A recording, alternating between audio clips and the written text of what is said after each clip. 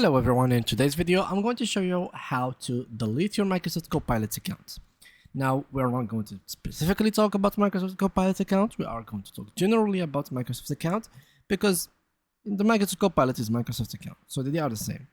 Now this applies to only Microsoft account, so it doesn't apply to Gmail, etc. So we are here to talk about Microsoft accounts.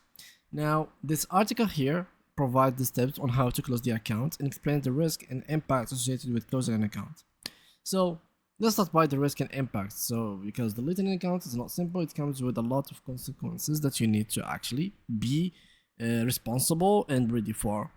When you close a Microsoft account for whatever reason, your Microsoft want to make sure that two things: that is really you, not someone else trying to close your account, and that you're not leaving anything important behind that you are going to need later and basically forget about it. And yeah, it's something very important. So what to do? First of all, there is a checklist to follow. Ensure you are ready to close your Microsoft account, sign in and start closing your Microsoft personal account. So simply you have to click on this button right here and they will take you exactly to where it should take you.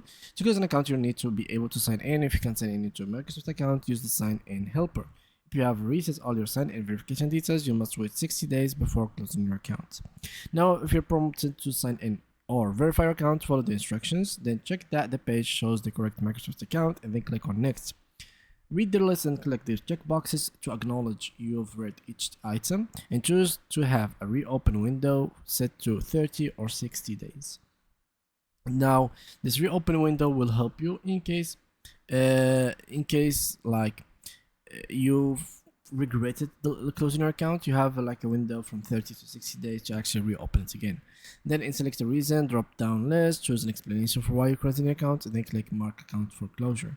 Once this reopen window has arrived and basically it passes this window here, the account should be deleted. And yeah, that's basically it. Thank you guys for watching and see you guys next upcoming video.